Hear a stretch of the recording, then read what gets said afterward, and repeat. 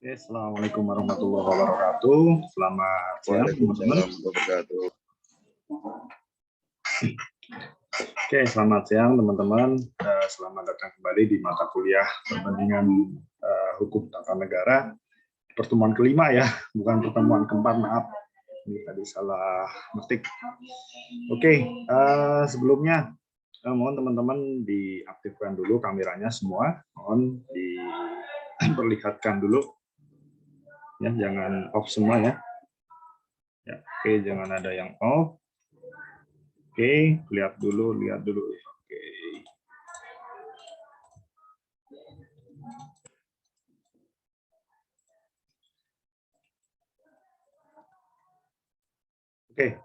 Oke, terima kasih kehadirannya teman-teman di mata kuliah ini. Nah, di Sunan selain saya menyertakan materi dalam bentuk PowerPoint atau dalam materi-materi ringkasan, saya juga menyertakan jurnal ya yang perlu Anda baca dan perlu Anda pelajari karena saya ngambil dari situ. Ya. Jurnal selain memberikan materi yang cukup dalam materi ini juga update-nya lebih cepat daripada buku ya, penerbitannya sangat cepat, setahun bisa 2 kali dan banyak ragam beda dengan buku yang cukup lama penerbitannya meskipun bahasannya cukup dalam. Baik, materi kali ini adalah perbandingan sistem parlementer ya di beberapa negara, bisa kita pelajari ya.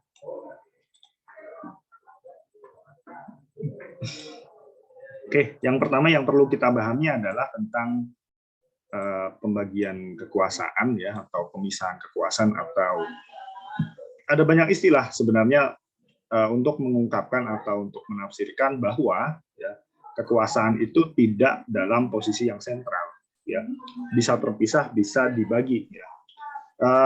Secara konsep memang berbeda antara separation of power dengan division of power ya, di mana separation of power ini memungkinkan lembaga-lembaga yang powernya ini dipisah oleh aturan atau oleh satu kekuasaan yang lain itu tidak memiliki keterkaitan satu sama lain. Itu pemisahan. Beda dengan pembagian yang mana masih ada relasi antara satu lembaga dengan lembaga yang lain. Di Indonesia itu lebih cocok pembagian kekuasaan atau division of power, di mana ada mekanisme check and balance ya, dan di mana ada beberapa kewenangan-kewenangan yang saling membantu satu sama lain ya. Dalam hal ini bisa teman-teman pelajari. Nah, yang familiar di kita adalah tentang trias politika, di mana kekuasaan itu dibagi menjadi 3, yaitu eksekutif, legislatif, dan yudikatif. Nah, gagasan tentang trias politika sendiri sebenarnya berasal dari praktek kekuasaan di abad pertengahan, yang kemudian mulai runtuh ketika ada revolusi Prancis, di mana kekuasaan itu tersentral di tangan raja. Ya, raja memegang kekuasaan eksekutif, melaksanakan pemerintahan, raja membuat peraturan atau legislatif, dan raja juga memiliki kekuasaan yudikatif ya, atau kekuasaan mengadili. Ya, teman-teman bisa lihat di film-film kolosal di masa lalu kekuasaan raja begitu besar gitu. Ya, Anda bisa lihat raja juga mengadili, raja membuat peraturan atau titah. Ya, biasanya titah raja mengatakan bahwa raja tidak boleh melarang pencurian, ya, seperti itu misalnya. Ya, berarti aturannya adalah tidak boleh pencurian. Dan raja juga eksekutif, dan seterusnya gitu ya. Tapi ketika terjadi penyalahgunaan kewenangan ya, dalam hal ini di Revolusi Prancis ya, dinasti Bourbon itu banyak korupnya dan banyak menindas, orang-orang mulai melawan.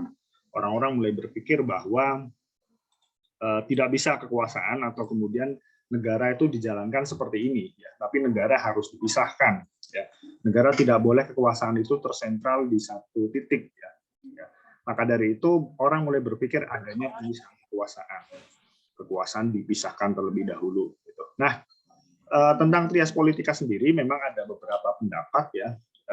Kalau gagasan tentang trias politika sendiri, gagasan pemisahan kekuasaan memang kalau dikatakan dari John Locke juga enggak, karena John Locke berpikir tentang 4 kekuasaan ya, selain eksekutif, legislatif, dan yudikatif. Locke juga berpikir tentang kekuasaan federatif, dalam hal ini adalah polisi. Ada juga kekuasaan nanti cek di salah bukunya Prof. Mahfud ya, konstitusi dan konstitusionalisme di situ ada. Bahwa sebenarnya trias politika itu tidak gagasan satu orang saja. Ya, yang selama kita ini kenal kan hanya John Locke ya. Tapi ada Hang Hakehoju, Rousseau itu ya. Tapi bacanya Huju, ya, Perancis yang berpikir tentang kekuasaan yang harus dibagi juga ada seperti itu. Dan yang menamai bahwa trias politika itu harus dibagi, kekuasaan harus dibagi adalah seorang filsuf Jerman namanya Immanuel Kant. Ya, dia berpikir bahwa kekuasaan harus dibagi seterusnya. Oke, itu tentang konsep tentang pembagian kekuasaan. Ya, ada eksekutif, ada legislatif dan yudikatif. Nah, eksekutif ini biasanya itu pemerintahan. Ya, ada banyak model dalam pelaksanaan eksekutif. Ya, mungkin karena masih tergambar dari suasana di masa lalu, ya, beberapa eksekutif ini masih dipegang tangan raja atau kemudian seorang perdana menteri, ya, ada perdana menteri yang mengajar, ada yang menggunakan presiden. Indonesia selain menggunakan sistem kepala presiden adalah kepala negara, presiden juga kepala pemerintahan.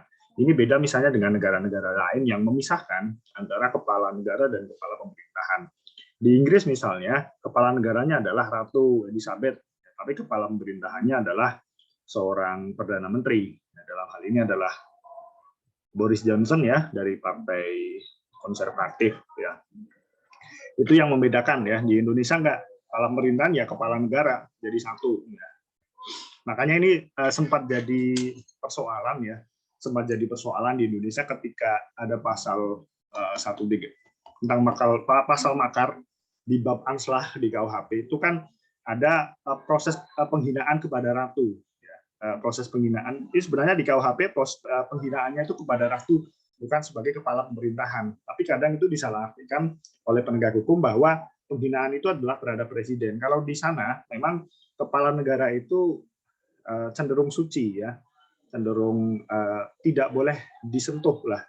Misalnya Ratu Elizabeth itu dipandang sebagai pemersatu bangsa.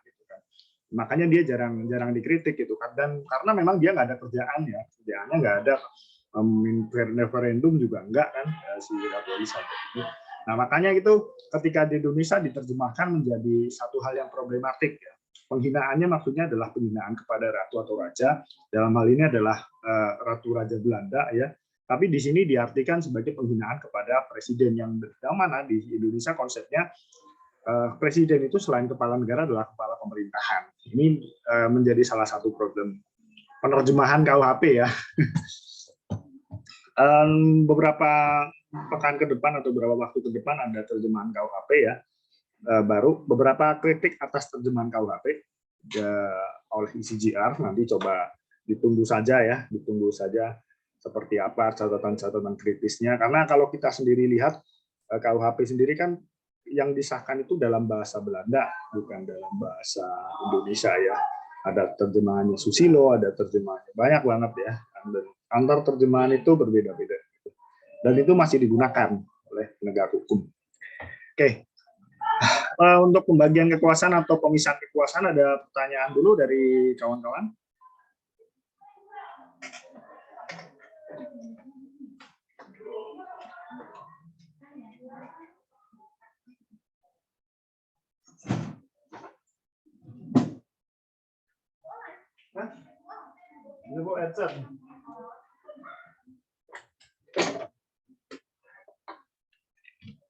Halo, ada pertanyaan dulu nggak dari teman-teman?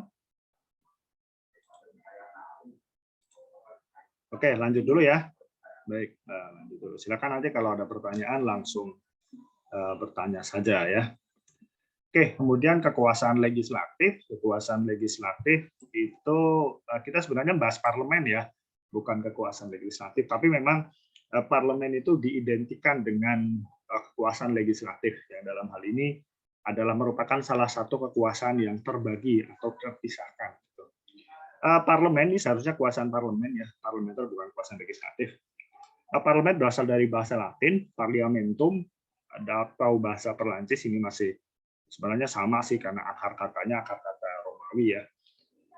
Bahasa Perancis parle yang dapat diartikan sebagai satu tempat atau badan di mana para wakil rakyat berbicara satu sama lain untuk membicarakan hal-hal penting bagi rakyat gitu.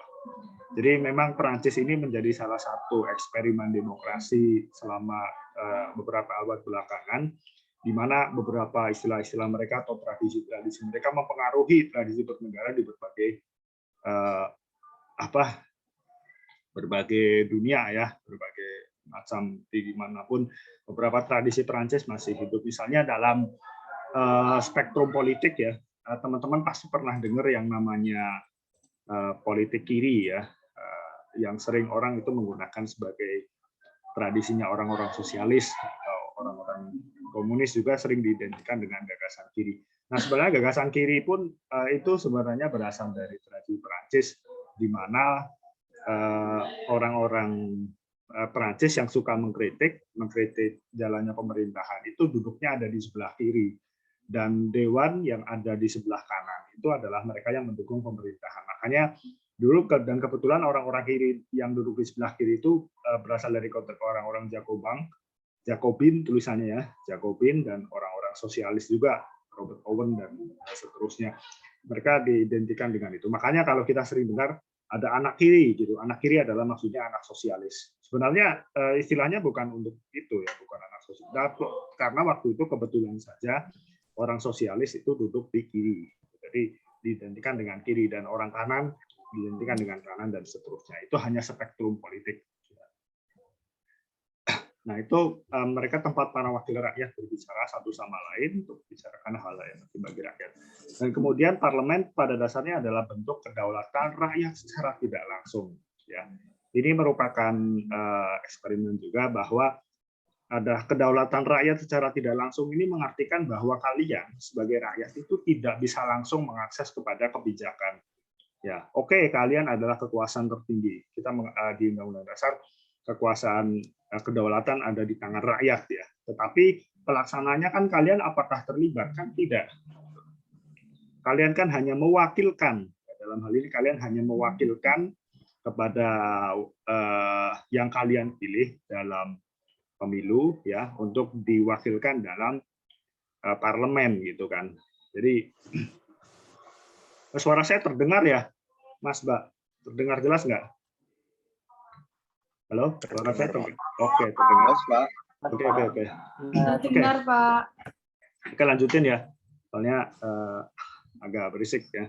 Oke, parlemen itu merupakan bentuk kedaulatan rakyat secara tidak langsung. Ya, berarti kalian itu mewakilkan diri kepada orang lain, atau istilahnya kalian mengamanatkan kepada orang lain untuk berbicara ya atas nama kalian. Makanya untuk parlemen, anggota parlemen itu ada konstituen, di mana mereka mewakili masyarakat di tempat mereka gitu ya, untuk berbicara di depan parlemen. Jadi harus Anda pahami bahwa parlemen itu tidak mesti kekuasaan legislatif, tidak mesti parlemen itu bentuk undang-undang, enggak. Tapi kalau parlemen pada dasarnya adalah wakil rakyat saja. Entah kewenangannya seperti apa kita nggak tahu.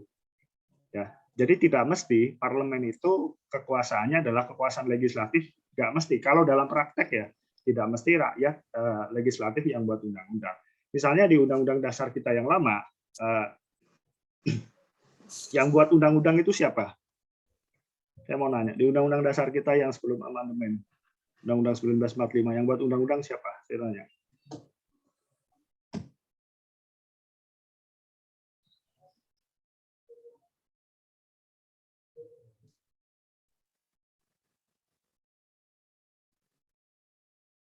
Yang buat undang-undang itu siapa? Yang buat undang-undang pada Undang-Undang Dasar 1945 yang lama, ya, 1945 itu adalah presiden. Presiden membuat undang-undang, mengusulkan, DPR hanya mengesahkan. Gitu. Jadi dulu presiden itu kuasanya sangat besar. Makanya dikatakan ya Undang-Undang Dasar yang lama itu adalah eksekutif heavy, ya, atau lebih berat kepada peran eksekutif. Selain kepala pemerintahan, mereka juga membuat undang-undang dan tidak ada mekanisme mereka itu untuk di-impeach atau didakwa bahwa mereka bersalah. Nggak ada. Makanya kekuasaannya sangat besar di eksekutif. Parlemen kurang ya dalam Undang-Undang Dasar yang lama. Makanya kalau Anda lihat ya kasus Indonesia presiden turun di tengah jalan sebelum masa jabatannya berakhir, semuanya karena politis. Semuanya karena politis. Pak Karno itu jatuh secara politis, yang mendukungnya sudah nggak ada. Pak Harto juga sama. Setahun setelah pemilu dia diturunkan oleh mahasiswa dan menyatakan mundur. Lebih-lebih Gus Dur. Gus Dur turun secara politis sama. Jadi tidak ada dakwaan hukum yang berlaku di dalam sejarah Indonesia untuk menjatuhkan presiden, nggak ada. Bukan nggak ada pengadilannya. Wih, Pak Karno nih bersalah nih karena terlibat dalam G30S gitu, misalnya beberapa tuduhan mengatakan seperti itu, atau gagal membuat perekonomian lebih baik, tapi kan nggak ada dakwaan hukumnya, nggak ada, cuma didakwa secara politis saja. Atau misalnya Pak Harto juga sama, ya, dia tidak turun secara aturan perundang-undangan, nggak. Meskipun pada waktu itu Harmoko, ya waktu itu yang jadi kepala MPR menyatakan Pak Harto untuk turun, tapi itu proses politis bukan proses yuridis, ya kan. Proses yuridisnya lain. Kenapa lain? Karena nggak ada petunjuk untuk bagaimana presiden itu turun di Undang-Undang Dasar yang lama. Gus Dur pun sama. Dia turun ketika Undang-Undang Dasar itu masih dibahas. Nah, ini merupakan salah satu bentuk apa ya, bahwa tidak selamanya ya parlemen itu memiliki kekuasaan legislatif. Sama juga, misalnya di Inggris, parlemen itu justru memiliki kekuasaan yudikatif. Ya, di Inggris misalnya pengujian konstitusi atau Tutsingrecht nya itu bukan di kekuasaan pengadilan, tetapi di parlemen. Jadi misalnya di Inggris ada aturan perundang-undangan yang dianggap bertentangan dengan konstitusi, maka diujinya adalah di House of Lords, ya, atau House of, di parlemen sih keterangannya sih nggak tahu di Lord atau yang Common ya, tapi kemungkinan di House of Lords, perwakilan dari kerajaan. Diujinya adalah di situ. Kenapa di situ tidak di peradilan? Karena konstitusi Inggris itu tidak tertulis. Anda cari konstitusi Inggris yang tertulis nggak ada, dokumennya nggak ada. Ya, karena ke konstitusi mereka itu tumbuh dari kebiasaan sehari-hari. Saya kan udah pernah bilang ya di materi yang kedua ya bahwa konstitusi Inggris lahir dari kebiasaan-kebiasaan suku Anglo dan suku Saxon, ya kan. Nah, di sini adalah tidak ada hal yang tertulis. Maka dari itu pengujiannya adalah di parlemen, di mana House of Lords ini benar-benar mewakili ya kepentingan atau benar-benar memahami konstitusi Inggris ya. Di dunia yang nggak tertulis cuma dua, yaitu Inggris dan Israel. Ya, Inggris nggak tertulis, Israel juga sama-sama nggak tertulis. Ya, jadi pada dasarnya harus Anda pahami dulu bahwa tidak selamanya parlemen itu kekuasaannya legislatif. Cuman memang kebiasaannya karena proses kedaulatan proses kedaulatan rakyat ini memungkinkan rakyat itu untuk terlibat langsung dalam pembentukan peraturan perundang-undangan, maka dengan itu parlemen ini salah satu kewenangan yang paling banyak dilakukan adalah legislatif, meskipun tidak selamanya ya, tidak selamanya parlemen memiliki kekuasaan legislatif. Oke, bentar dulu ya, saya ada sesuatu.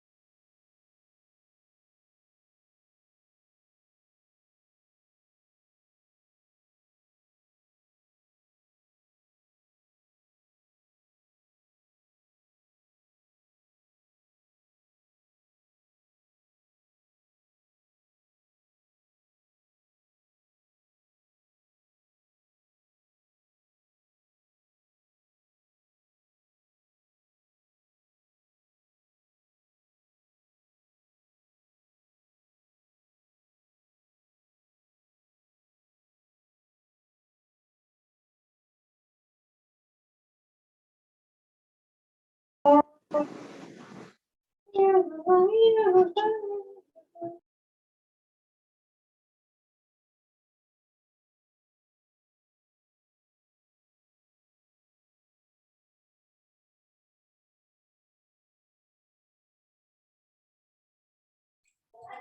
baik, saya lanjutkan kembali ya. Tadi ada urusan. Baik, itu gambaran tentang parlemen. Nah, parlemen berkembang seiring dengan perkembangan negara bangsa yang menggunakan demokrasi modern yang bermunculan pasca kolonialisme. Ini penting untuk Anda pahami ya kapan-kapan Anda baca tentang kolonialisme. Atau pasca kolonial ya, gagasan-gagasan pasca kolonial ini salah satunya adalah meniadakan unsur-unsur kolonial yang kembali ke masa pasca kolonial ya. Itu agak susah teranginya. Tapi intinya gini, masa kolonialisme itu pada dasarnya lebih menguntungkan negara-negara kolonial, dalam hal ini negara-negara Eropa, di mana mereka salah satunya tidak memberikan tempat kepada negara-negara yang dijajah, gitu ya. Mereka lebih menguntungkan diri mereka sendiri. Sehingga dalam hal ini ya suara dari negara-negara yang dijajah ini tidak terdengarkan, sehingga parlemen ini menjadi salah satu tempat di mana orang itu bisa berbicara. Kalau saya pinjam istilahnya Gayatri Spivak, itu seorang filsuf dari India mengatakan mereka itu adalah subaltern, suara orang-orang yang terpinggirkan. Dalam hal ini juga demokrasi modern salah satunya adalah membuka peluang yang luas bagi rakyat itu berbicara. Nanti saya akan contohkan di Indonesia ya, bagaimana kemudian ketika kekuasaan kolonial berakhir dan kemudian bisa menjadi salah satu bangkitnya perlawanan rakyat, bangkitnya suara-suara rakyat yang sebelumnya tertindas. Itu di dalam parlemen ya, secara garis besar ya, parlemen adalah wakil rakyat meskipun secara tidak langsung.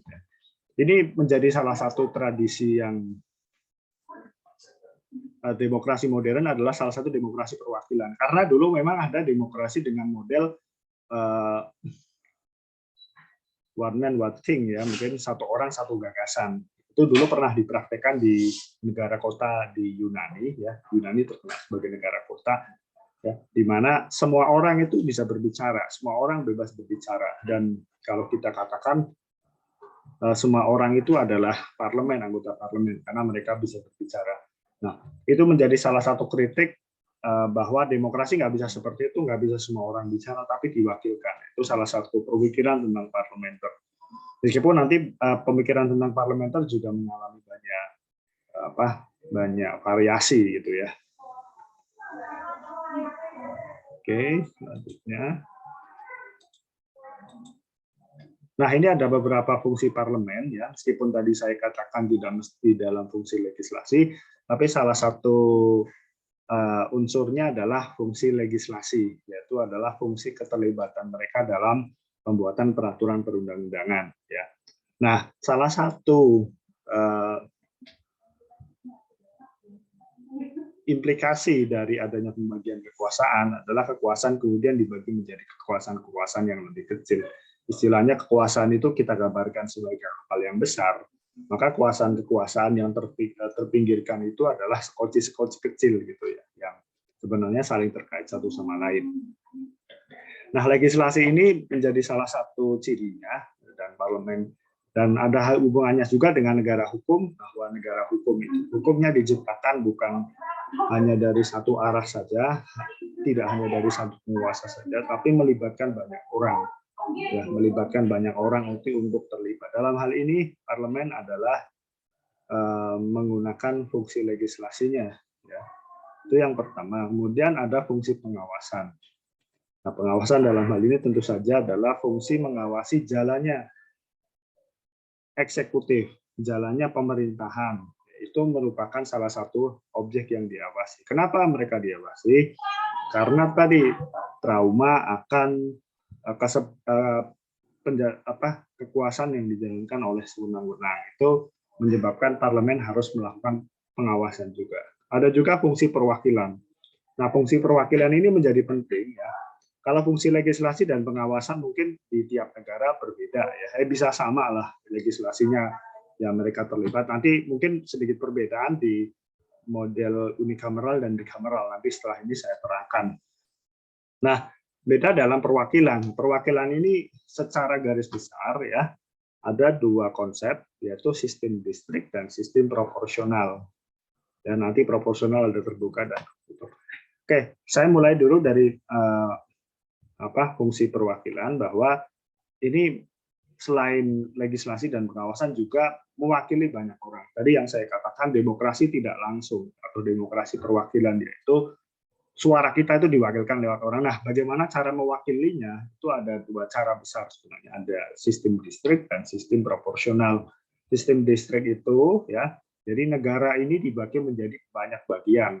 Misalnya tiap provinsi itu ya. Nah, untuk provinsi itu misalnya dibagi menjadi 34. Kalau sistem distrik, maka setiap provinsi itu diwakili dalam jumlah yang sama.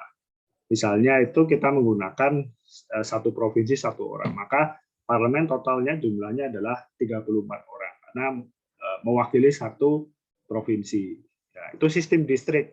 Jadi dibagi menjadi negara-negara atau menjadi wilayah-wilayah kecil ya, untuk kemudian satu wilayah kecil itu diwakili satu orang atau jumlah yang sama, bisa 3, bisa 4 dan seterusnya tergantung pengaturannya seperti apa. Itu dalam fungsi distrik ya. Ada proporsional. Nah, proporsional ini adalah setiap satu orang tetap negara dibagi menjadi banyak tempat ya atau banyak wilayah ya. Untuk satu wilayah sendiri itu nanti ditentukan berapa jumlah penduduknya ya. Misalnya jumlah penduduknya adalah 1 juta. Nah, maka satu orang ini mewakili 1 juta ini gitu. Nah, jadi tergantung jumlah penduduknya. Jangan-jangan nah, bedanya dengan wilayah tadi adalah satu orang itu mewakili satu wilayah. Tapi kalau proporsional enggak, satu orang yang duduk di parlemen itu mewakili jumlah orang. Misalnya mewakili 1 juta orang. Jadi lebih proporsional berdasarkan jumlah penduduk. Karena kan bisa jadi satu wilayah dengan wilayah lain jumlah penduduknya beda. Tentu saja kan aspirasinya tidak seimbang. Aspirasi di mana penduduknya yang banyak dengan aspirasi penduduk yang sedikit itu pasti sangat berbeda jauh. Makanya negara ini kan menjadi daerah pilihan ya. Biasanya kalian kalau dengan pemilu kan ada dapil. Dapil apa toh? Dapil itu singkatan dari daerah pemilihan. Jadi satu provinsi itu dibagi menjadi beberapa dapil. Jawa Tengah biasanya ada 5 dapil. Dapil 1, dapil 2, dapil 3, dapil 4, dapil 5. Paling ramai dapil 5. Ya. Dapil 5 Solo, Wonogiri, Boyolali, Klaten, Karanganyar itu paling ramai saat Jawa Tengah. Sudah PDW itu paling banyak di situ. Nah, itu nanti biasanya jadi dapil-dapil. Nah, setiap dapil itu nanti berapa orang? Ya, misalnya dapil 5 itu ada 14 juta orang. Misalnya ada satu orang aturannya satu orang itu mewakili 1 juta ya. Berarti satu orang itu 14 orang dari dapil itu yang terpilih. Gitu. Nah, proporsional nanti ada beda sendiri lagi ya.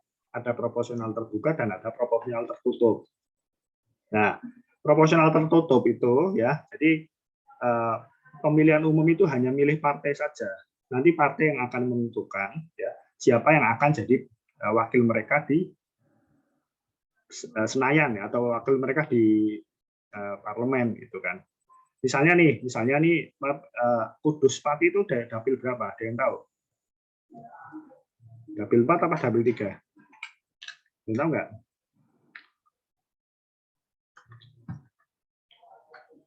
Ya, misalnya Solo itu dapil 5 ya. Solo dapil 5. Terus di pemilihan umum DPR-nya itu ada 14 partai. PDIP misalnya mendapatkan 14 juta suara atau 15 juta suara. Maka yang akan maju adalah semuanya ada 15 juta orang. Dari 15 juta orang yang menentukan adalah partai. Itu adalah proporsional tertutup. Itu dulu sempat ada, tapi dikritik karena nanti partai cenderung dimonopoli oleh partai yang menentukan. Gitu kan. Nah, akhirnya untuk pemilu yang kemarin menggunakan proporsional terbuka.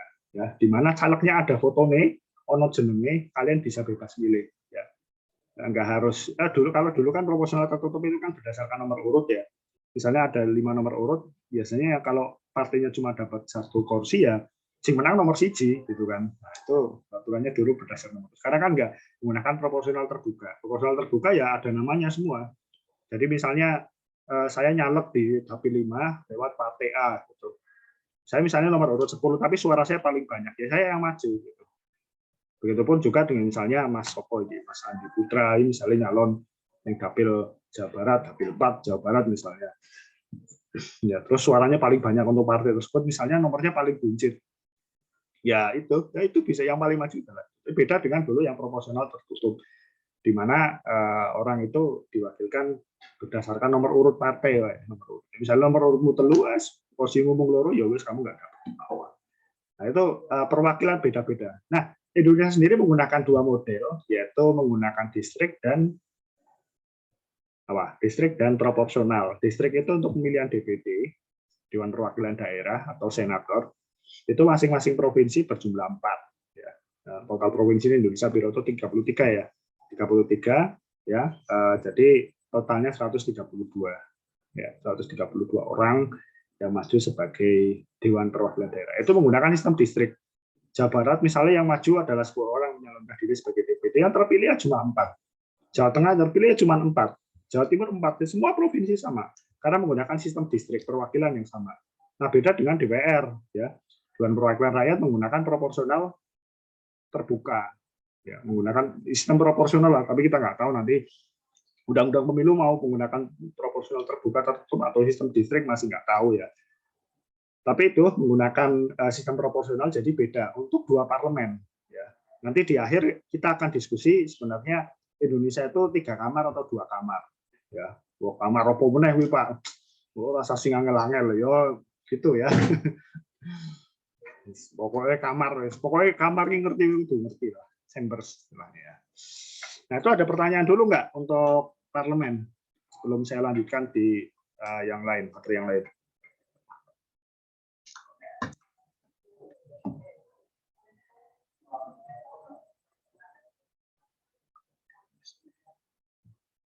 Nggak ada pertanyaan?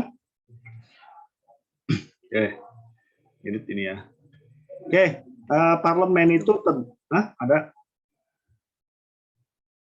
Monggo, Mas? Ada? Oh, hilang ya. Oke. Parlemen itu pada dasarnya terbagi menjadi 2, ada unikameral dan bikameral. Unikameral itu bahwa parlemen itu terdiri dari 1 kamar. Jadi cuma satu chamber istilahnya lah. Nah, bikameral sebaliknya, bahwa parlemen itu terdiri dari 2 kamar. Ya. Duduk kamar mandi atau kamar tidur, tapi memang mereka punya organisasi yang berbeda. Istilahnya lembaganya berbeda, tapi mereka adalah parlemen. Mereka adalah perwakilan rakyat, cuman lembaganya berbeda dan fungsinya berbeda. Nah, kalau unikameral enggak, parlemennya ya cuma itu, orang-orangnya adalah itu. Tapi kalau bikameral enggak, beda-beda. Ya. Nanti saya jelaskan di sini. Ya. Nah, kita ke unikameral dulu ya. Unikameral itu adalah model parlementer yang terdiri dari 1 kamar ya. Biasanya nyebutnya chambers, terdiri dari 1 kamar. Biasanya diterapkan di negara kesatuan yang wilayahnya tidak luas dan terdiri dari penduduk yang homogen.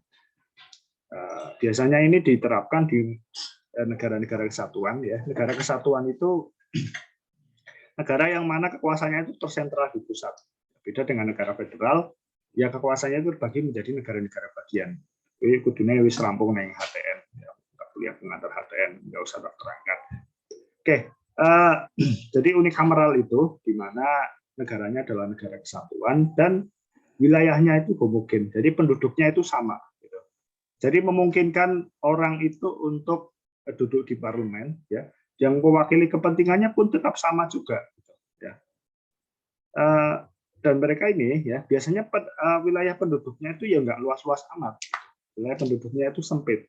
Jadi karena penduduknya sama, saling kenal sama, ya wis unikameral, ya wis koi-koi wae sing dadi mewakili di parlemen. Karena biasanya negara-negara kecil itu Sebenarnya orangnya nggak terlalu ribet ya. Pokoknya negara ini dadi wae ngono wae.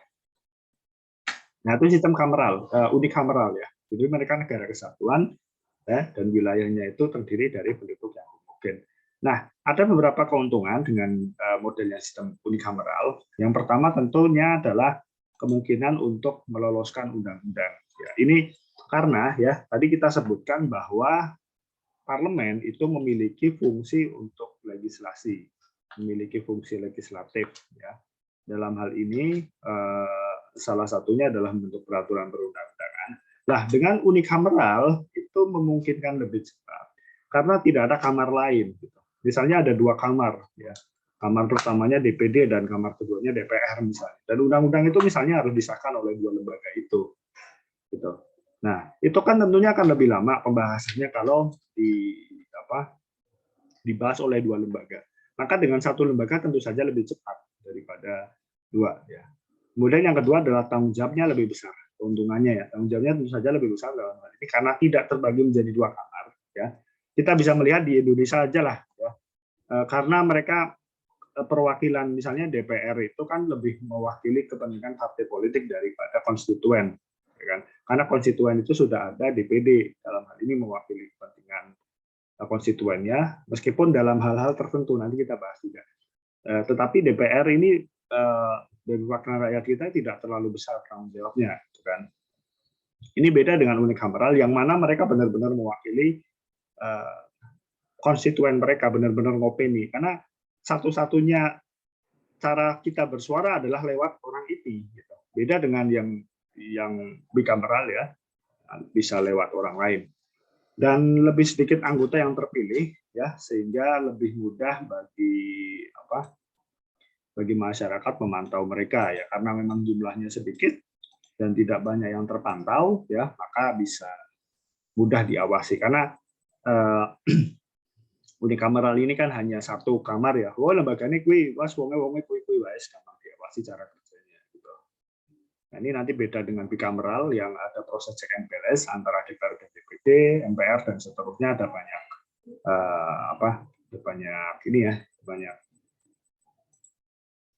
banyak jalan ya untuk saling mengawasi. Nah, beberapa negara yang memakai sistem unikameral ada Vietnam, ada Singapura, ada Laos, ada Lebanon, ada Syria, ada Kuwait, ada Taiwan, ada Korea Selatan dan satu lagi yang belum saya tulis di sini adalah Israel. Parlemen Israel itu namanya Knesset. Ya, Knesset ini parlemen di mana di situ Israel kan menggunakan sistem negara parlementer ya, di mana dipimpin oleh seorang perdana menteri ya. Perdana menteri menjalankan pemerintahan dan menarik di Israel sekarang lagi menarik loh. Yang menang itu kan dari banyak pemilu itu kan partai Likud ya. Partai Likud itu partainya orang Yahudi kanan ya, yang mereka tuh sangat rasis sekali ya. Partai Likud ini rasis dan cenderung memusuhi orang Arab. Biasanya mereka cenderung memusuhi orang Arab. Bukan Islam saja, tapi yang penting mereka nggak suka orang Arab. Gitu. Likud ini kemarin menang, sebelumnya itu menang, dan mereka jadi perdana menteri lewat Bibi, ya, Benjamin Netanyahu, dan sekarang kalah. Ya. Benjamin Netanyahu kan kemarin kalah nih sama partai lupa. Dan partai yang menang itu koalisi dengan partai Arab. Jadi di Israel pun partai Arab ada. Jadi jangan Anda pikir bahwa di Israel itu orangnya semuanya Yahudi 100% enggak. Orang Islamnya pun ada. Orang Islam di negara Israel itu ada. Bahkan pernah ya, kapten sepak bolanya ini orang Israel itu orang Islam dan orang Arab. Jadi sentimen itu hanya beberapa saja. Ya, hanya beberapa masyarakat saja. Sebenarnya yang bosan dengan perang pun banyak. Gitu. Pengennya damai-damai aja lah, udah masa lalu gitu. Tapi yang ingin perang juga. Nah, salah satunya adalah partai Likud ini. Likud ini dari dulu memang orang-orangnya seperti Ariel Sharon, banyaklah. Terakhir Bibi itu orang yang sangat tidak sepakat dengan adanya orang-orang Arab itu mereka nggak suka. Bibi ya, Bibinya Netanyahu dan banyak lagi ya. Dan kalau nggak salah dulu yang kan dulu sempat damai ya Israel dengan Mesir. Dulu Mesir itu kan Anwar Sadat kalau nggak salah dan dengan Israel itu Golda Meir. Golda Meir itu perdana menteri tapi cewek. Ya. Salah satunya sampai sekarang ya di sejarahnya Israel yang perdana menterinya cewek itu cuma Golda Meir.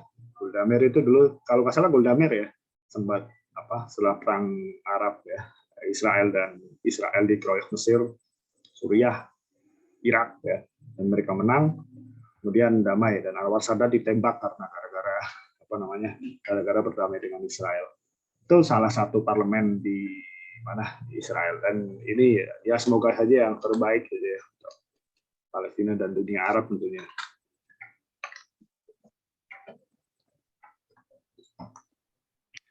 Dan ada beberapa negara-negara yang berubah menjadi negara unikameral, parlemen yang unikameral. Puerto Rico itu 2005 mendeklarasikan sebelumnya bikameral menjadi unikameral. Karena berpikir lebih efektif menggunakan unikameral karena negaranya nggak luas-luas amat dan mereka membutuhkan sesuatu yang cepat, pengaturan yang cepat. Nah, ini beda dengan bikameral. Oke, unikameral ada pertanyaan dulu nggak dari kawan-kawan? Saya, Pak. Oh ya, silakan Mas Denny, silakan. Kan ini kan sistemnya kan unikameral, Pak. Iya, benar. Jadi kan saya yang mau tanya yang bagian negara Finlandia. Negara mana? Finlandia. Finlandia kenapa? Finlandia kan kalau dilihat dari keuntungannya itu mirip semua dengan sistem unikameral. Tanggung jawabnya, terus gaji, terus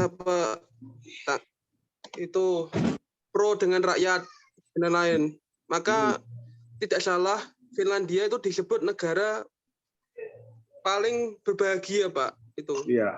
Untuk tahun ini. Itu. Kalau di Indonesia tidak diciptakan sistem ini gimana? Kan dampaknya besar ini, Pak. Itu aja. Untuk unikameral gitu maksudnya atau gimana? Tidak menggunakan unikameral itu. gitu. Iya. Oke. Nanti sebenarnya di mana? Di Finlandia. Enggak. Bukan Finlandia. Sebenarnya di Skandinavia itu tidak hanya menggunakan unikameral. Bahkan beberapa praktek itu menggunakan tetrakameral.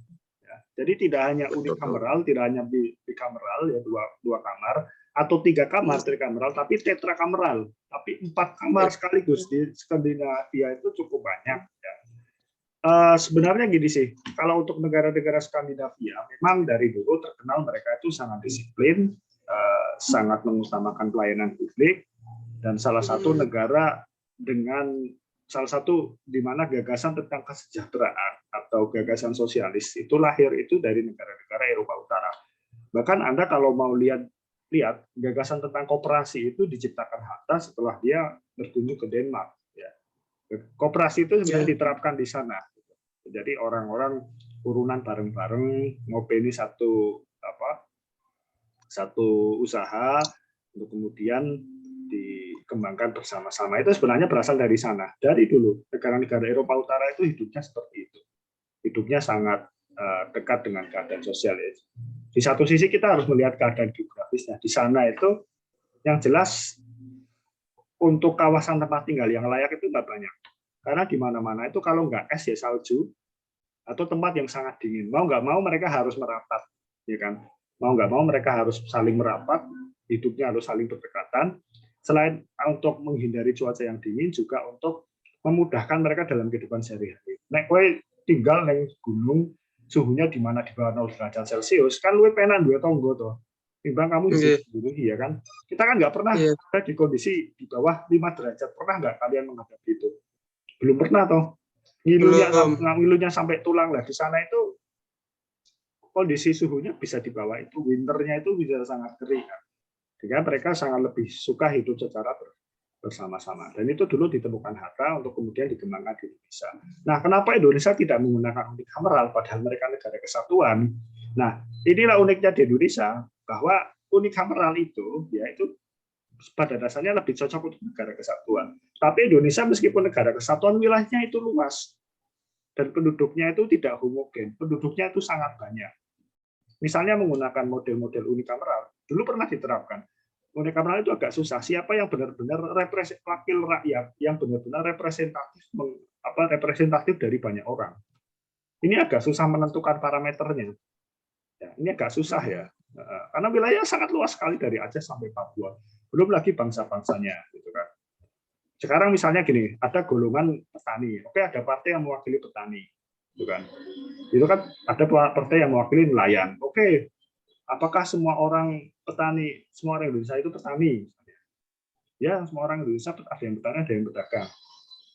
Tapi misalnya kita melihat ada identitas lain selain pekerjaan. Kita bisa lihat identitas tentang suku. Ada suku Minang, ada suku Jawa, ada suku Sunda, ada suku Banjar, kemudian ada suku suku Dayak. Pernah loh, ada partai berdasarkan kesukuan itu ada. Saya ada bukunya tentang partai Dayak itu. Orang Dayak itu dulu pernah mendirikan partai namanya Partai Dayak. Bukan Partai Dayak, Partai Dayak itu terdiri dari orang-orang Dayak. Itu kan melihatkan bahwa sebenarnya aspirasi kita tentang sebuah partai politik itu sangat beragam. Ada partai tentang pekerjaan dulu ya. Kemarin kan deklarasi partai buruh. Kita nggak tahu itu maunya partainya mau gimana lagi. Ya. Sebenarnya masalah kesejahteraan sih ya memang mungkin ada hubungannya dengan parlementer. Tapi sebenarnya lebih kepada bagaimana praktek-praktek dalam pemerintahan itu berjalan bagus. Ya. Sebenarnya nggak usah tentang unikameral maupun bikameral. Ya, sementing orang korupsi, baik itu sementing. Insya Allah bisa sejahtera. Kalau dari saya gitu sih, Mas. Ada perbedaan geografis dan perbedaan masa lalu yang mungkin menyebabkan kita berbeda. Oke, ada yang lain nggak? Terima kasih, Pak. Oke, ada yang lain?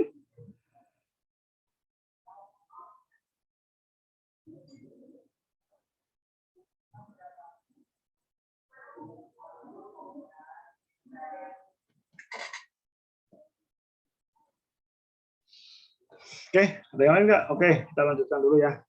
Setelah sistem unikameral, kita ke sistem bikameral. Sebenarnya lebih banyak unikameral sih. Bikameral beberapa negara saja. Nah, beda dengan sistem unikameral ya. Bikameral itu terdiri dari dua badan. Ya. Dan dua badan beda dari unikameral yang tadi hanya diwakili dalam satu kamar saja, atau satu ruangan saja, atau satu lembaga saja. Nah, sistem bikameral itu ada dalam dua kamar, ya. Dan biasanya itu dipakai di negara federal dengan penduduk yang sangat luas. Ini sangat berbeda dengan di Indonesia yang menggunakan negaranya negara kesatuan, penduduknya luas, tapi menggunakan bikameral. Seharusnya ini negara federal. Kapan-kapan nanti kita bicara tentang negara kesatuan dan negara federal, gagasan negara federal. Nah, biasanya itu memiliki penyebutan yang berbeda-beda. Misalnya di Indonesia ada DPR dan DPD, ada MPR lah. Di Inggris ada House Commons, ada House of Lords. Di mana? Di Belanda ada Tweede Eerste dan Tweede Kamer. Ada Tweede Kamer, Tweede Kamer, tulisannya Tweede Kamer. Nah, teman-teman sering baca buku sejarah itu biasanya di pemerintahan Hindia Belanda ada Tweede Kamer menyatakan, nah Tweede Kamer itu DPR-nya sana. Nanti DPR-nya Hindia Belanda lebih ada lagi namanya Volksraad. Gitu. Nah, ini biasanya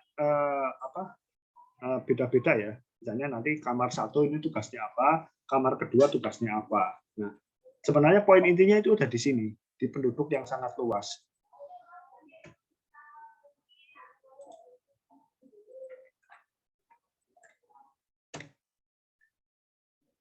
Poinnya itu ada di sini, dalam penduduk yang sangat luas ya. Karena di sini ya, di penduduk yang sangat luas itu butuh perwakilan yang benar-benar representatif. Mereka membutuhkan perwakilan yang benar-benar mewakili aspirasi mereka. Ya. Dengan menggunakan sistem unikameral, kayaknya nggak mungkin gitu kan. Misalnya ada luasnya 100 km gitu ya, dengan 1 km diwakili satu orang 100 gitu kan, ya terlalu banyak gitu kan.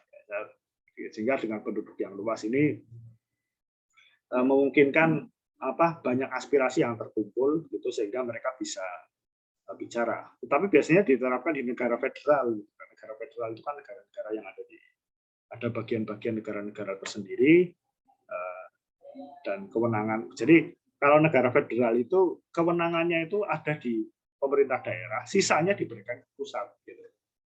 Jadi kewenangan banyak itu ada di negara bagian. Kalau negara kesatuan, kewenangannya itu diberikan kepada pemerintah pusat, sisanya diberikan kepada negara bagian atau daerah-daerah, ya, atau daerah otonom dan provinsi dan seterusnya. Gitu kan. Nah, itu bedanya cuma di situ saja, kewenangan sisa atau kewenangan residu. Residunya lebih banyak di pusat atau di banyak di daerah. Kalau yang banyaknya di pusat, berarti pemerintah negara kesatuan. Tapi kalau lebih banyak di daerah, itu adalah negara federal. Nah, sebenarnya, tapi ya itulah itu masalah. Kita menggunakan negara kesatuan. Namanya kan NKRI ya, negara kesatuan bukan negara federal. Negara Kesatuan Republik Indonesia, NKRI, harga mati, harga nego ya nggak apa-apa ya. Atau apa? Nah, kelebihan sistem bicameral itu yang jelas karena kamarnya ada dua, ya tentu saja ragam yang dipilih itu tentu saja berbeda. Ada dengan orang profiling lebih cocok mewakili sebagai wakil rakyat. Ada profiling orang yang lebih cocok sebagai perwakilan secara politis. Partai politik itu kan tentu saja tidak berbeda dengan daerah kamar-kamar yang mewakili kepentingan daerah. Mereka lebih suka kepentingan politis. Kepentingan politis dalam hal ini bukan kepentingan yang jelek, tapi kepentingan tentang cita-cita, kepentingan tentang visi untuk bangsa. Jadi lebih luas, tidak hanya terfokus pada satu daerah saja. Misalnya gini, nah Jawa Tengah itu lebih banyak petani ya, daripada nelayan. Terus misalnya daerah lain, misalnya mana? Daerah NTT itu lebih banyak nelayan. Aspirasi yang dikembangkan keduanya kan tentu saja berbeda. Orang-orang yang senator, orang-orang yang mewakili kepentingan orang Jawa Tengah mesti lebih banyak berbicara atas nama kepentingan petani. Tetapi orang dari daerah NTT, misalnya paling banyak nelayan, adalah lebih suka bicara tentang kepentingan nelayan. Itu saja ini beda dengan partai politik. Partai politik misalnya ada partai politik A berpikir bagaimana kesejahteraan itu diwujudkan. Misalnya namanya Partai Sejahtera. Itu si Jine itu keadilan sejahtera. Tapi Partai Sejahtera saja. Tujuannya adalah mensejahterakan rakyat. Maka mau petani, mau nelayan, mau ojek atau mau apapun, semuanya harus sejahtera. Kira-kira perbedaannya gitu ya untuk model-model kepentingan partai politik dan model-model kepentingan senat ya. Senat itu lebih mewakili pokoknya daerahnya kepentingannya opo, daerah lainnya ora urus. Tapi misalnya partai politik semuanya harus diurus karena mereka mewakili banyak konstituen. Gitu. Nah, secara resmi mewakili beragam pemilih, kemudian mereka juga memfasilitasi pendekatan yang bersifat musyawarah terhadap penyusunan peraturan perundang-undangan ya, karena wakilnya lebih banyak ya. Jadi lebih bisa mengutamakan musyawarah dan tentu saja lebih lama ya, karena antar kamar tentu saja mungkin memiliki perbedaan satu sama lain. Nah, kemudian mencegah disahkannya peraturan perundang-undangan yang secara cacat atau struktur. Nah, ini bedanya ya. Dengan model-model bicameral itu peraturan perundang-undangan tidak sebentar untuk disahkan menjadi peraturan perundang-undangan karena melalui banyak proses. Melalui banyak review yang dilakukan. Misalnya ada parlemen terdiri dari dua kamar, kamar A dan kamar B. Kamar A sudah membuat peraturan perundang-undangan, mau disahkan harus melalui persetujuan kamar B. Nanti dibahas lagi, ya. Karena kamar B misalnya bertanggung jawab atas peraturan perundang-undangan yang sedang dibahas ini. Jadi nggak bisa secara langsung kemudian disahkan, tidak seperti dalam unicameral yang tidak melalui pengesahan undang-undang lewat kamar lain. Lewat bicameral ini harus dengan banyak proses untuk bisa masuk. Kemudian karena orangnya lebih banyak, mereka juga bisa melakukan pengawasan atau pengendalian yang lebih baik atas lembaga eksekutif ya, karena orangnya lebih banyak. Ya. Jadi lebih gampang dalam mengawasi orang, gitu ya. Itu sistem bicameral, contohnya banyak Indonesia, Amerika, Inggris. Ya, Inggris terbagi menjadi dua, ini beda-beda ya. Inggris misalnya ada House of Lords, ada House of Commons. House of Lords ini mewakili orang-orang kerajaan atau majelis tinggi. Nanti ada majelis Commons. Ya. Majelis Commons ini diwakili oleh partai-partai peserta-peserta partai politik. Ya. Ada partai politik buruh dan partai politik konservatif, cuma terdiri dari itu saja. House of Commons itu. Nanti House of Lords beda lagi, kewenangannya beda lagi. Di Amerika ada dua, ada Senat, ada House of Representative. Gitu ya. Senat itu terdiri dari perwakilan-perwakilan negara bagian, ya. House of Representative terdiri dari anggota partai politik, ya. Ada partai politik konservatif, Demokrat dan Republik, ya. Demokrat itu Obama, Republik Donald Trump. Nah, salah satu senator itu, saya nggak tahu di Amerika senator itu harus dari partai politik, enggak ya. Tapi pernah ada bintang film jadi senator. Yang tahu bintang film Amerika yang jadi senator? Arnold Schwarzenegger, ya, yang jadi Terminator itu loh. Dulu Terminator, sekarang jadi senator. Perwakilan negara bagian mana saya nggak tahu ya. Jadi senator lebih seperti itu. Jadi kalau di sini itu DPD, ya, Dewan Perwakilan Daerah. Gitu. Dalam sistem bikameral. Ada pertanyaan dulu nggak dari teman-teman?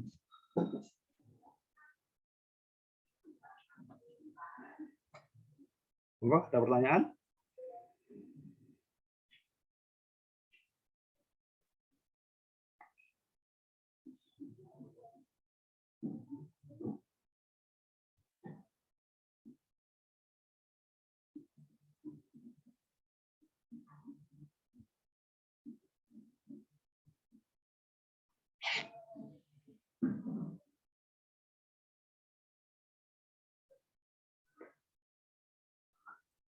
Halo, ada oke, kita lanjutkan dulu ini sebentar. Ada model-model tentang bikameral, ya.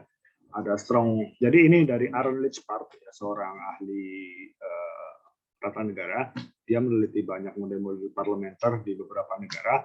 Dia melihat ada beberapa membagi menjadi beberapa unsur. Ada model strong bicameralism atau bicameralisme kuat, yaitu unsurnya adalah simetris dan incongruence, ya, atau tidak konkuren. Simetris dalam hal ini adalah dia dalam keadaan yang sejajar, dan inkongruen itu suaranya tidak sama, tidak sebangun, kewenangannya berbeda. Ya. Nah, simetris itu kedudukannya sama, dan tentu saja dua kamar ini memiliki tugas yang berbeda, ya, dan tidak selalu sama. Jadi kan ada banyak argumen-argumen yang saling berbalas dan bagus. Nah, itu strong bicameralism. Ada medium strength bicameralism. Medium strength is koyo kopi, ya. Ini simetris dan inkongruen. Simetris atau inkongruen. Jadi salah satu saja. Apakah ini dalam keadaan yang sama atau ini tidak sebangun, artinya tidak sependapat, termasuk dalam kewenangannya. Ada weak bicameralism. Dalam hal ini adalah dia bersifat asimetris, artinya asimetris itu tidak sama. Ya, ada lembaga yang lebih tinggi, ada lembaga yang rendah. Misalnya ada House of Lords dan House of Commons itu lebih tinggi House of Lords karena mereka mewakili kerajaan. Biasanya disebut sebagai majelis tinggi. House of Commons itu majelis rendah. Jadi asimetris. Asimetris itu kan tidak satu sisi sama. Gitu. Ada simetri itu kan sama. Garis simetri kan garis lurus. Asimetris nggak lurus. Gitu. Pelajaran matematika. Kongruensi itu adanya kesamaan, gitu kan. Dan kemudian ada legislatif unikameral. Ini tentu saja tidak memiliki unsur-unsur dalam hal ini karena sifatnya unikameral. Tidak ada simetris dan ada inkongruens karena lembaganya cuma satu, ya, karena itu unikameral. Ada pertanyaan dulu tentang unikameral dan bikameral dari teman-teman sebelum kita ke materi yang terakhir di Parlemen di Indonesia. Ada pertanyaan? Ya, ada pertanyaan? Gitu. Oke, saya lanjutkan tentang perkembangan parlemen di Indonesia. Ya, jadi parlemen di Indonesia ini ada yang sekarang yang kita kenal dengan DPR. Tapi jauh sebelum itu, ya, jauh sebelum ada DPR, di masa Hindia Belanda itu sempat ada parlemen. Ya. Jadi kalau kita belajar di masa lalu, ya, Belanda ini kan sebagai negara pusat dan kita sebagai negara jajahan. Dan negara jajahan ini bagian dari negara pusat itu, ya, bagian dari negara Belanda. Makanya sebutannya Indonesia dulu selain Hindia Belanda adalah negara timur jauh, merupakan bagian dari Hindia Belanda. Nah, dulu ya muncul aspirasi bahwasannya perlu adanya parlemen di Hindia Belanda karena dulu hanya ada gubernur jenderal, ya. gubernur jenderal. Jadi mereka gubernur jenderal itu istilahnya gampangannya saiki ya kaya gubernur tapi ditunjuk oleh Ratu Wilhelmina. Ya, Ratu Wilhelmina menunjuk menunjuk seorang biasanya dari atas militer untuk kemudian menjadi gubernur jenderal. Nah, gubernur jenderal ini markasnya ada di Istana Merdeka. Yang sekarang dipakai Jokowi ya di Jalan Merdeka itu dulu adalah istananya gubernur jenderal. Istananya juga selain di Jakarta ada di Bogor juga ya. Ini Wong Londo ya. Itu dipelihara. Nah, dulu sempat berpikir perlunya perwakilan secara apa? Ada perwakilan rakyat yang berbicara untuk kesejahteraan itu, yang namanya Volkskraat. Ya, Volkskraat ini perwakilan rakyat yang mewakili kepentingan orang-orang Hindia Belanda. Karena pada waktu itu gubernur jenderal itu tidak kekuasaannya tidak terbatas.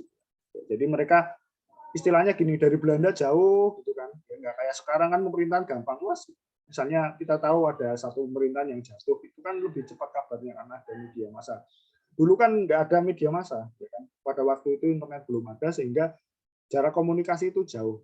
Misalnya ada kasus korupsi di Belanda sana, kita tahu ada korupsi di sana kan 1 atau 2 tahun nunggu kabar itu sampai, ya kan? Nah, karena waktu itu orang mulai berpikir ini gubernur jenderal perlu diawasi juga, makanya dibentuklah yang namanya Volkskraat. Volkskraat ini mengawasi tugas gubernur jenderal. Selain itu adalah mereka mewakili kepentingan para pribumi. Ya, ini dibentuk pada 1912 kalau nggak salah ya. Dan itu terdiri untuk kaum pribumi, misalnya ada dari Serikat Islam, ya.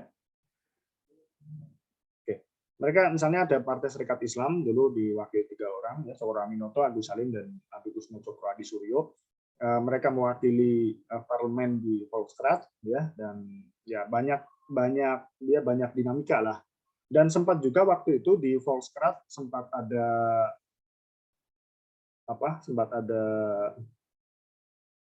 gagasan bahwasannya yang menjadi wakil di Volkskraat itu harusnya tidak hanya orang-orang Belanda saja. Kenapa? Karena waktu itu Volkskraat itu juga diwakili oleh orang-orang Belanda. Waktu itu diprotes, ya, bahwasannya nggak boleh nih. Kalian tuh jajah orang Belanda, kalian tuh jajah orang Hindia Belanda. Kenapa yang jadi wakilnya di sini adalah orang-orang Belanda? Harusnya lebih banyak pribumi daripada kaum peranakan, ya. Peranakan itu campuran Belanda dan lokal ataupun orang asli di sini. Nah, itu salah satunya ada petisi dulu, ada petisi namanya petisi Sutarjo Hadikusumo, ya, dia membuat petisi agar Volkskraat itu lebih banyak diisi oleh golongan-golongan pribumi. Ya. Itu kemudian Volkskraat berakhir setelah Belanda pergi dari Indonesia 1942 dan 1945. Nah, ini yang menarik adalah di sini. Kalau kalian berpikir bahwa NPR itu lahir pada tahun 1945 itu salah. Ya. Waktu Undang-Undang Dasar kita dibentuk, Undang-Undang 1945 dibentuk pada 18 Agustus, MPR itu belum ada, DPR itu belum ada. Ya. Karena waktu itu ya kayaknya saya pernah cerita ya, karena waktu itu kita dalam kondisi perang, ya, dalam kondisi yang tidak menentu, dan waktu itu banyak kerusuhan di daerah, dan masih banyak agresi-agresi militer yang terjadi, tidak sempat membuat sebuah lembaga negara yang bisa melakukan tugas-tugas secara ideal. Ya, tidak mungkin bisa, ya. Kalian lagi perang, ya ini caranya menyejahterakan rakyat, kita kira mungkin. Ya, maka dari itu untuk melancarkan atau untuk biar ada tugas dari parlemen dalam hal ini mengawasi jalannya pemerintahan. Waktu itu Perdana Menteri waktu itu yang pertama adalah Muhammad Hatta, Perdana Menteri, mengeluarkan maklumat nomor X tahun 1945. Jadi bukan nomor 10 ya. Ini biasanya anak-anak HTN jangan sampai baca maklumat nomor 10. Jadi salah, maklumat nomor X. Kenapa nomor X? Karena nggak ada nomornya. Karena waktu itu jangankan mikir tentang administrasi negara. Ya, jangankan mikir untuk administrasi negara, mikir besok hidup itu loh. Mikir besok masih hidup dan selamat dari pertempuran aja udah hal yang luar biasa. Makanya ya wis, oke, nggak maklumat nomor X 1945 tentang pembentukan Komite Indonesia Pusat, Komite Nasional Indonesia Pusat atau disingkat KNIP. Nah, KNIP ini didirikan pada 16 Oktober 1945. Jadi 2 hari yang lalu, ya, DPR kita tuh ulang tahun, dan 2 hari berikutnya kita membahas tentang KNIP itu, ya. Jadi tanggalnya ngepasi wae gitu. Kebetulan saja 16 Oktober KNIP didirikan dan 18 Oktober kita membahas itu. Jadi sebagai seminar aja kita membahas tentang KNIP. Nah, KNIP itu didirikan pada itu. Nah, KNIP ini isinya adalah memoir Hatta ya kepada rakyat Indonesia agar mendirikan partai politik. Untuk ngisi apa? Untuk ngisi parlemen. Atau untuk dalam hal ini sebenarnya bukan parlemen sih, tapi membantu tugas-tugas kepresidenan. Lalu waktu itu nggak ada orang yang mau bantu presiden. Jalannya presiden itu seperti apa? Yang mengawasi nanti seperti apa itu belum ada. Jadi pokoknya wah kudunya ngomong MPR tulis bahasa. Makanya di Undang-Undang 1945 itu di klausul terakhir menyebutkan ya undang-undang ini akan dibahas lagi 6 bulan setelah perang Asia Raya berakhir. Jadi setelah perang berakhir nanti kita baru membahas. Ora kober loh. Mau lagi perang bahas undang-undang dasar. Kok ngendi ora bakal matuk ya. Radong pangale wong radong. Nah, seperti itu ya. Jadi KNIP itu dibentuk pada 1945 dan waktu itu banyak anggota-anggota partai politik mendaftar. Ya partai ini macam-macam, ono partai ini Bung Tomo, ada PIR, banyak banget termasuk partai komunis juga didirikan. Ya kan? Waktu itu mendaftar lagi ada partai Islam, pokoknya banyak banget. Ada sekitar 29 partai yang mendaftar dalam KNIP ini.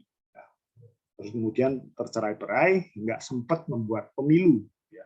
Jadi pemilunya belum ada waktu itu wis perang agresi militer lagi.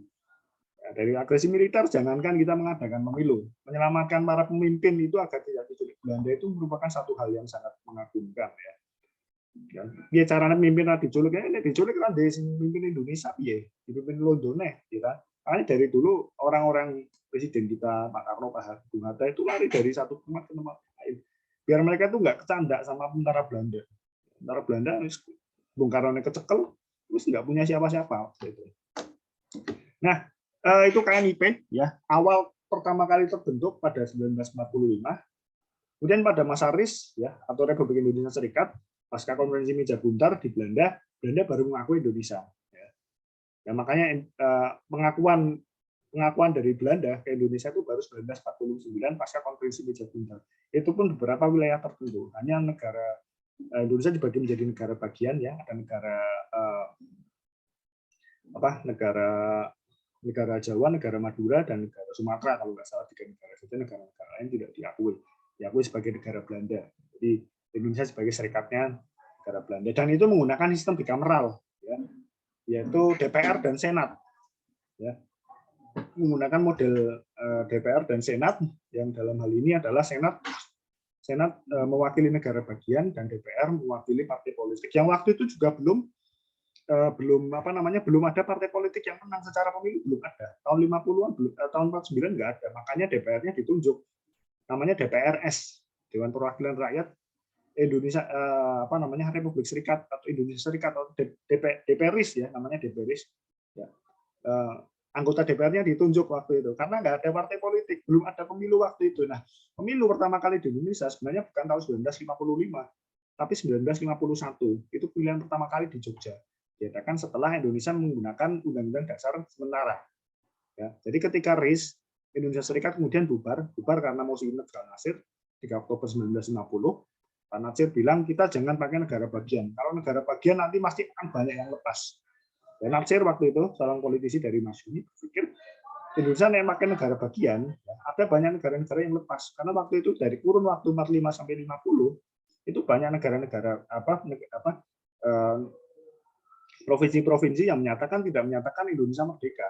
Karena di satu sisi memang waktu itu tidak memiliki keterikatan secara emosional maupun secara dengan Indonesia. Di satu sisi juga mereka lebih dekat dengan Belanda. Ada beberapa daerah-daerah yang itu lebih dekat dengan Belanda daripada Indonesia. Tradisi-tradisi mereka itu lebih dekat dengan. Misalnya Timur Timur itu malah lebih dekat dengan Portugal karena dulu jajahannya Portugal. Selain dari wilayah dulu kolonial, mereka juga meresap secara budaya. Bayangke wong NTT saya kan namanya Joao da Silva, itu kan nama-nama Portugal, nama-nama Latin. Beda kan sama NTT meskipun sebenarnya mereka rumpunnya sama, ras mereka sama, kan? Ras Melanesian ya kan, ras Melanesian sebenarnya rasnya mereka sama. Tapi secara kultur kebudayaan banyak dipengaruhi oleh Portugis, makanya mereka bisa lepas dengan alasan-alasan seperti itu. Nah, Nasir mengatakan Indonesia harus kembali menjadi negara persatuan, mosi integral Nasir, gitu bisa dikatakan sebagai proklamasi kedua, ya, Nasir bilang seperti itu, dan kemudian Indonesia kembali ke negara kesatuan. Nah, karena waktu itu Undang-Undang Dasarnya ingin dibuat lagi, maka menggunakan Undang-Undang Dasar sementara. Nah, pada masa Undang-Undang Dasar sementara, Indonesia menggunakan unikameral. Indonesia pernah menggunakan unikameral, yaitu hanya DPR saja, tidak MPR. Ya, kita bisa lihat di sini, nanti saya share. Bentar, saya share.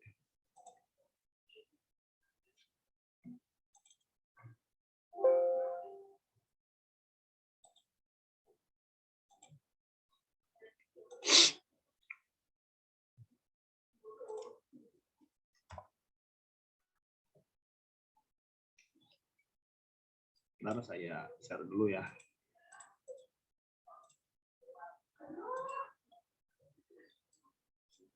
Nah, ini bisa Anda lihat ya. Bismillah.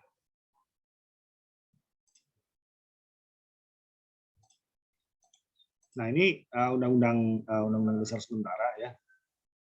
Ini ada Dewan Perwakilan Rakyat nih. Dulu Dewan Perwakilan Rakyat mewakili seluruh rakyat Indonesia ya, waktu itu unikameral.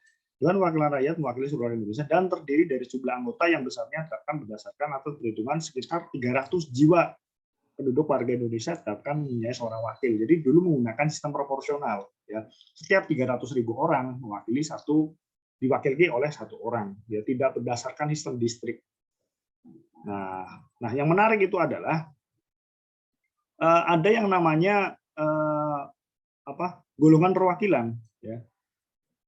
Jadi ada golongan perwakilan, dalam ini ada di pasal 58 ada bisa lihat golongan-golongan kecil Tionghoa, Eropa dan Arab akan mempunyai. Ya. Oke.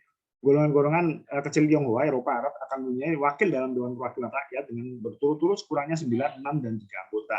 Jadi dulu ada yang namanya golongan perwakilan atau utusan perwakilan. Ini bisa dilihat dalam Undang-Undang Dasar yang lama tentang komposisi MPR, itu tidak hanya terdiri dari partai politik atau DPD, ya, itu ada golongan perwakilan,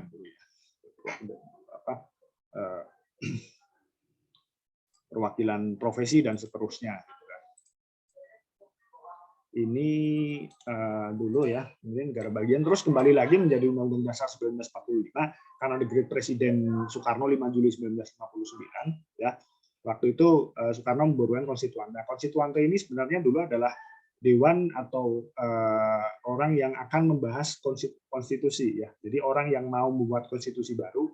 Jadi karena dulu konstitusinya dibuat secara dadakan, maka orang mulai berpikir bahwa kita perlu konstitusi yang baru. Gitu kan. Nah, ini yang konstitusi yang baru namanya konstituante. Nah, konstituante ini dibubarkan oleh Soekarno karena lebih bernafaskan secara liberal dan tidak mewakili kepentingan Indonesia, maka dibubarkan. Dan kemudian kembali lagi ke dalam sistem bicameral, yaitu MPR dan DPR, sehingga 1945. Dan pasca dekret Presiden kembali menggunakan bicameral, meskipun sempat cukup menjadi perdebatan. Oke, terakhir di Parlemen pasca Reformasi, di era Reformasi ya, terdiri dari, ini masih perdebatan sih sebetulnya. Ada MPR, ya MPR itu terdiri dari DPD dan DPR. Ya. Faktanya seperti itu ya, MPR itu terdiri dari DPD, ya, Senat dan DPR. Undang-Undang Dasar juga seperti itu. Pertanyaan saya adalah, menurut kalian Indonesia itu menggunakan sistem bicameral atau trikameral? Ya, ada yang bisa jawab nggak? Kasih saya argumentasi.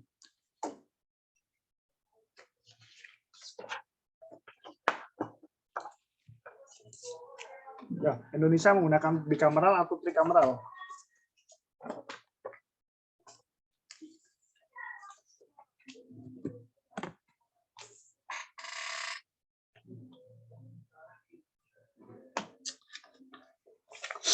Halo? Nah, kalian gimana? Indonesia menggunakan bicameral atau trikameral?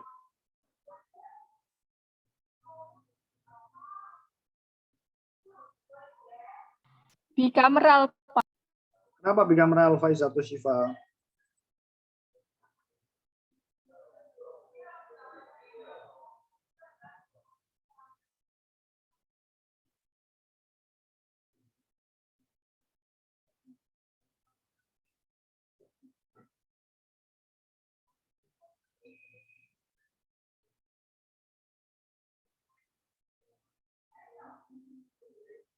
Kenapa bikameral, Mbak?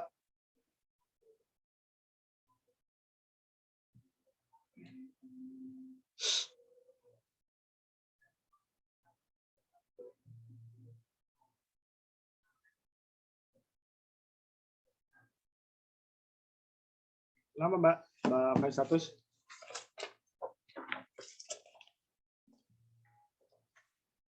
Kenapa bikameral?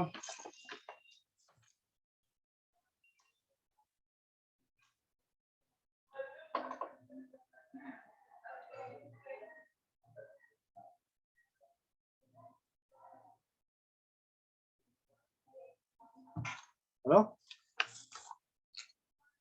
Oke. Kalian cuma berani nongol aja. Nggak berani berargumen. Oke.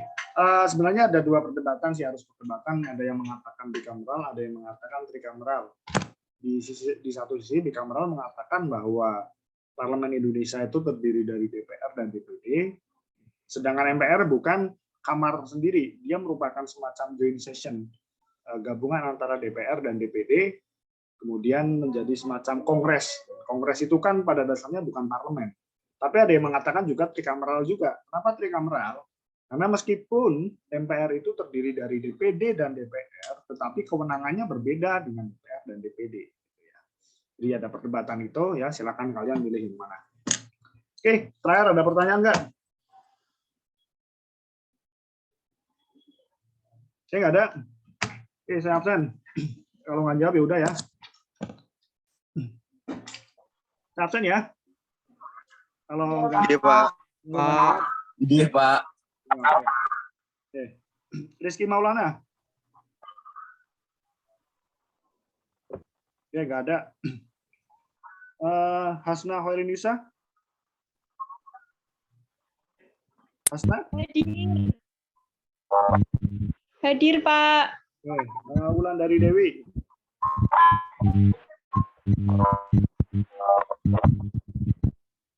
Wulandari Dewi.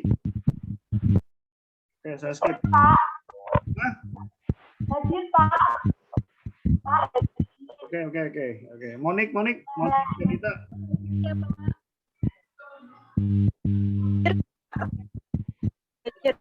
Monika hadir. Alfiah Rina. Hadir, Pak. Oke. Hadir. Meliana Dea. Hadir, Pak. Dio Alif. Oke, nggak ada.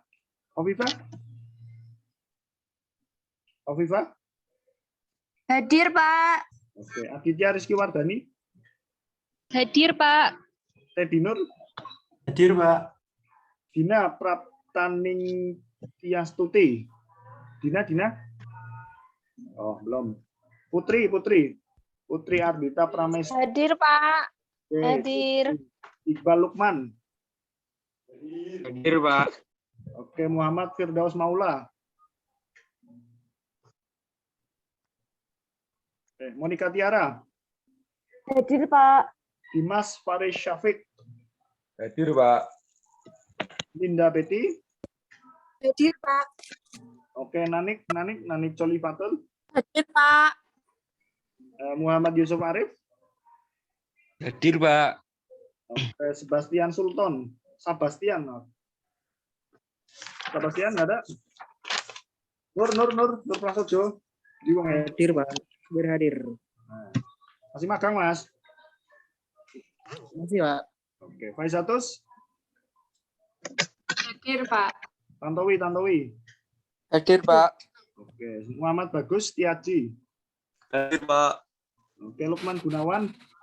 Hadir, Pak. Syarul. Hadir, Pak.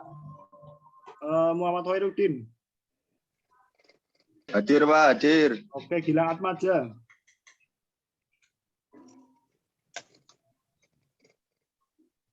Gilang? Wes. Agung Purnomo.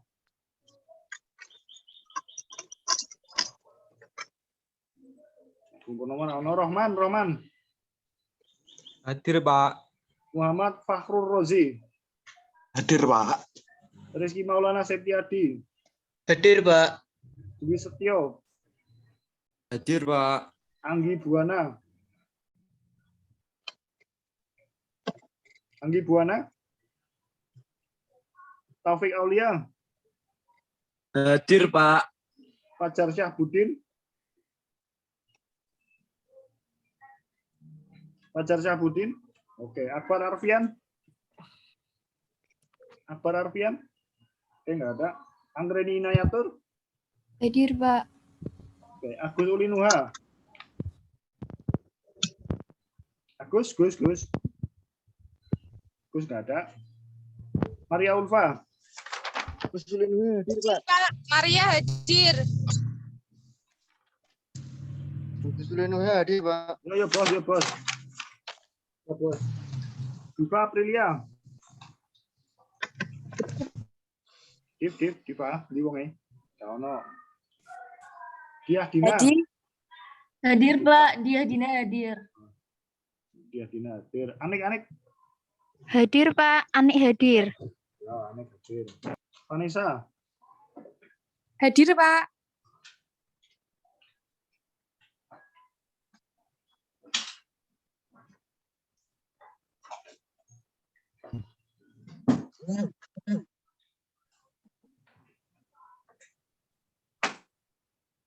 Vanessa ada Vanessa. Ada, Pak. Hadir. Ina Istafada. Lindin. Hadir, Pak. Rina hadir. Prima Ilham. Prim, Kauno. Nandila. Di wonge Kauno. Muhammad Ananta Firdaus. Muhammad Ananta. Hadir, Pak. Hadir. Oke. Foni Viviana Mulia. Hadir, Pak. Akmal. Rizka Amalia. Rizka Amalia hadir, Pak.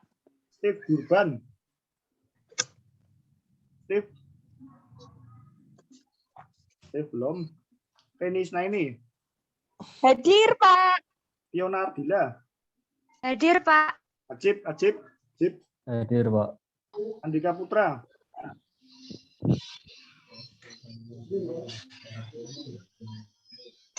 Andika Putra gak ono. Andi Putra Pradana. Andi Putra hadir, Pak. Ananda Dwi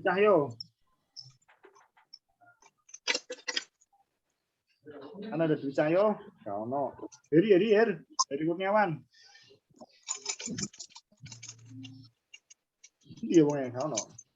Aldika Ganda, gue ono wong iki. Cikit. Hadir, Pak. Hadir, Pak. Muhammad Riki Wahyu Pratama. Hadir, Pak. Hadir. Rosi Daumi Khoir. Hadir, Pak. Ahmad Fatin Fairuz. Hadir, Pak. Yuda Putra. Prima, Pak. Hadir, Pak. Pose. Salah krungu. Ahmad Fatin. Hadir, Pak. Yuda.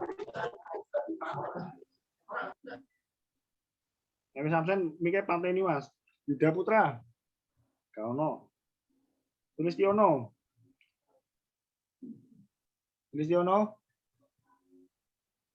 Ada. Deni Darto. Oh, ini ada. Hadir. Farika Kotruna Davitiani. Farika. Hadir, Pak. Oke, Niar. Hadir. Asril Ferry. Asril. Jangan. Sastika. Hadir, Pak. Hadir. Azil hadir. Sastika hadir, Pak. Cindy Ananda. Azril hadir. Yo wes bros. Cindy Ananda. Cindy. Keneng. Nanda Eriko. Nanda. Hadir, Pak. Hadir. Pak Cindy hadir. Ya. Nanda Erika hadir, Pak. Ya, kerumung. Umi Laila. Oh, dipateni to, mikir to, sekian absen to, Bos. Ayo, mikir pateni sik. Pak, terima hadir, Pak. Mengkose. Mau tak tulung neh. Umi Laila. Umi. Kaneng Isro Griezmann. Ndi? Hadir. Ya wis sing durung sapa mau siji. Yang belum. Andi Buana hadir, Pak. Siji. Anggi Buana nimnya berapa? Belakangnya. 2018 20111. Anggi Buana. Terus apa meneh? Hesna, Pak. Hah? Hesna 007. Wis. Prima, Lagi, Pak. turun. Pak. 5 piro Prim? Oh, udah Prima. 154. Sing liyane yuk. Adi Putra, Pak. Nah, 177. Akbar Arfian Pratama ada apa enggak, Pak? Andi udah. Aldika udah apa belum, Pak? Andika sopo? Aldika Sopo toh? Aldika Ganda Rizky. Wes, Bos. Sampun. Nggih. Ya, sing liyane yuk. Indiananda. Hah? Indiananda. Wes, Mbak. Ya. Ya, Pak. Belum tak hitung nganti 10 siji. Loro, 3, 4, Agus 5, ya, Pak. 7, 126. 10, ya. Terima kasih teman-teman kehadirannya untuk perkuliahan kali ini. Ya, kurang lebihnya mohon maaf. Assalamualaikum warahmatullahi wabarakatuh. Waalaikumsalam warahmatullahi wabarakatuh. Terima kasih, Pak. Terima kasih, Pak.